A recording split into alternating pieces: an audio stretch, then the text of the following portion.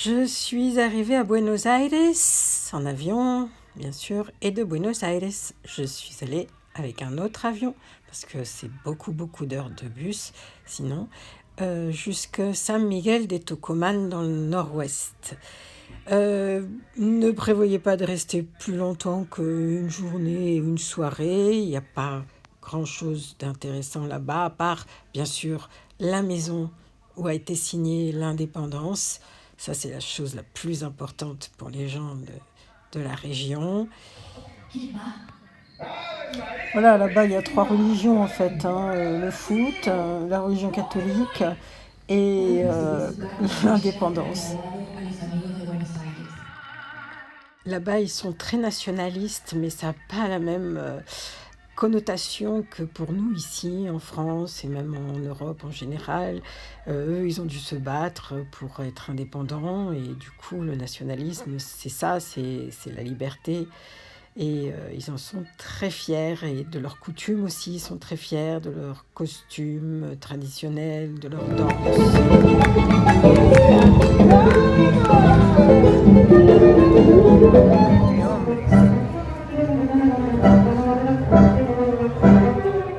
Très étendue, mais il y a beaucoup de quartiers très pauvres et où on m'a dit qu'on ne devait pas trop s'y promener parce que c'était dangereux.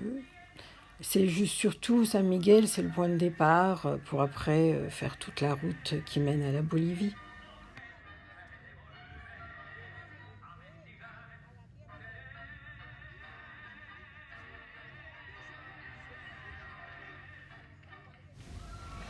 J'ai tout fait en bus et vraiment je recommande.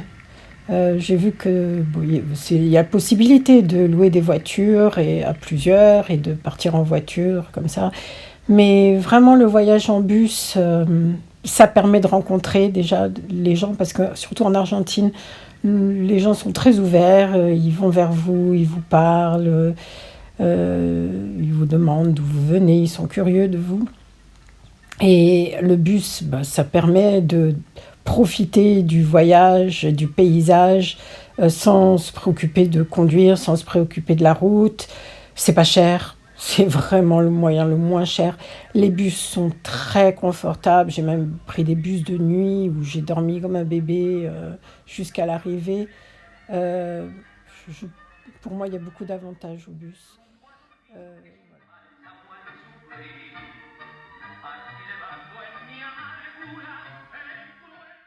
La barrina colorada son así la de enero. La plantita que Oui, j'ai eu la chance d'assister à une cérémonie de la Pachamama. C'est le 1er août. Bon, il y a deux Argentines, hein. L'Argentine des indigènes, plutôt pauvres, dans le nord-ouest, et puis celle des descendants de l'immigration européenne. voilà un exemple d'hospedaje. C'est une auberge. Il y a une cuisine. On peut voilà, préparer ses repas. Celle-ci était vraiment très bien tenue, très jolie. C'est pas cher, hein, du coup.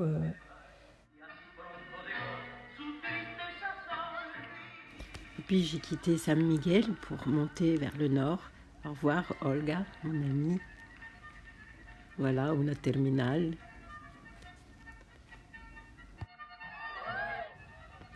Dans toutes les villes, vous avez la gare routière qu'on appelle la terminale. De là partent tous les bus dans toutes les directions.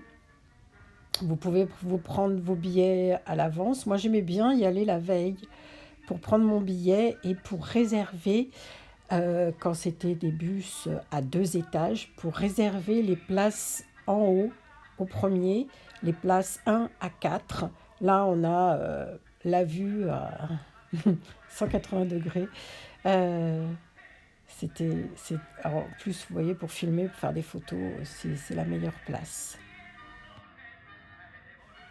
Alors c'est marrant parce que on passe comme ça presque d'un seul coup à un paysage assez aride pour un paysage de montagne, on se croirait presque dans les Pyrénées.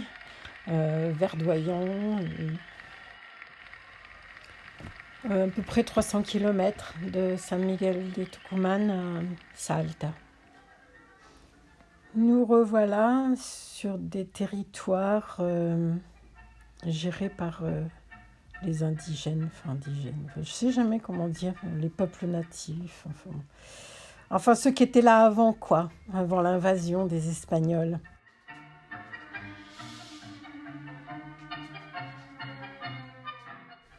Voilà, à nouveau le paysage semi-désertique, aride. Il faut dire que, on n'a pas arrêté de grimper, que je suis passée de San Miguel à 450 mètres au-dessus du niveau de la mer, à Salta qui est à 1150. Entre les deux, j'ai fait une halte quand même. Je me suis arrêtée à Tafí del Valle, comme ils disent là-bas, avec leur accent. C'est très touristique dans le coin aussi. Beaucoup de magasins, de souvenirs. Alors à Tafí, c'est où on fait le meilleur fromage. C'est le meilleur fromage que j'ai mangé là-bas. D'ailleurs, c'est le seul pour moi qui était vraiment bon. De Tafí, je suis allée à El Mollar à pied. Là, dans la journée, j'ai fait 26 km. Je crois que c'est la journée où j'ai marché le plus. Mais ça vaut vraiment le coup, c'est super beau. Et à El Mollar, il y a ces menhirs aux formes intéressantes qui sont tous regroupés là, dans cet enclos pour les protéger, m'a-t-on dit. Mais bon, voilà, c'est un truc à voir, quoi. C'est une belle balade. Une journée, j'ai mangé à El Mollar et je suis repartie. Super beau paysage, super belle marche. Il y a un lac artificiel là-bas. C'est aussi sur des territoires indigènes.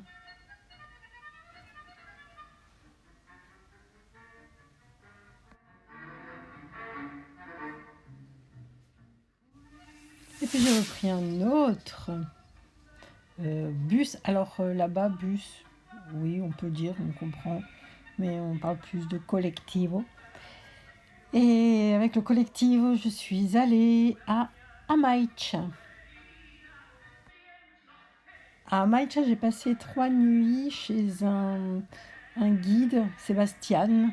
Il est d'un peuple originaire, indien, de là-bas, et c'est un guide. Alors il emmène les gens même dans le désert la nuit pour des balades.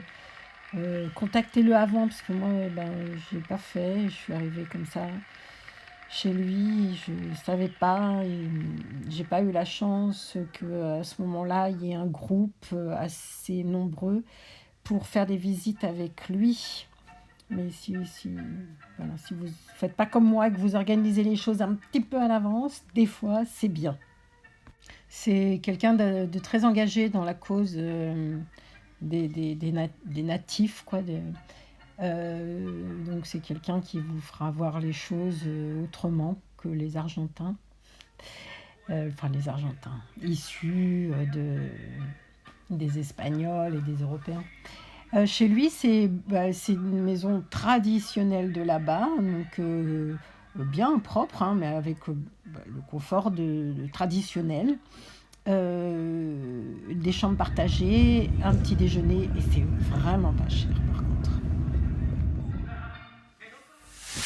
Voilà, Salta, c'est sympa, c'est très mignon, vous pouvez y passer, même peut-être 2 jours, 1 ou 2. C'est la capitale de la province de Salta, chargée d'histoire aussi, l'histoire de l'indépendance. Il y a des musées, il y a beaucoup d'églises, des maisons coloniales. Et puis vous pouvez grimper tout là-haut, avec le téléphérique. Alors moi je ne l'ai pas fait, j'y suis allée à pied parce que j'ai le vertige, je suis vraiment une trouillarde. Je ne peux pas monter dans ces trucs-là suspendus dans les airs.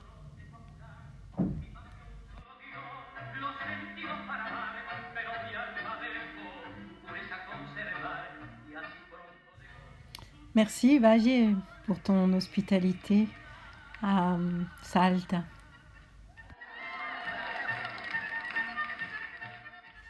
Et me voilà repartie de terminale en terminale vers le nord, vers Humahuaca, à 3000 mètres d'altitude. Là, ça monte vraiment. Et Humahuaca, qui est dans la province du Jujuy. J'adore dire ça. Je trouve ça bien, Jujuy.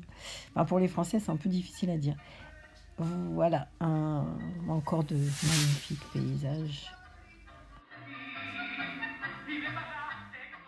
Il y a plein de choses à faire autour de Humahuaca. Par exemple, je suis allée voir des peintures rupestres. Vous voyez là, c'est super bien indiqué. Ça fait une petite balade de 2,5 km, 3 km. J'ai croisé personne à part des vaches.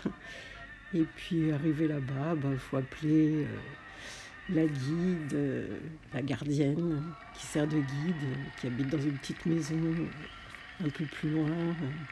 Elle vous fait une petite visite guidée particulière, parce que moi j'étais toute seule. C'était super sympa et c'est magnifique. Puis après, il y a aussi ces montagnes de toutes les couleurs, 24, il y en a qui disent 24 couleurs différentes, de 10, 14. Là, on prend une voiture à plusieurs, un chauffeur qui vous emmène là-haut, à Humahuaca.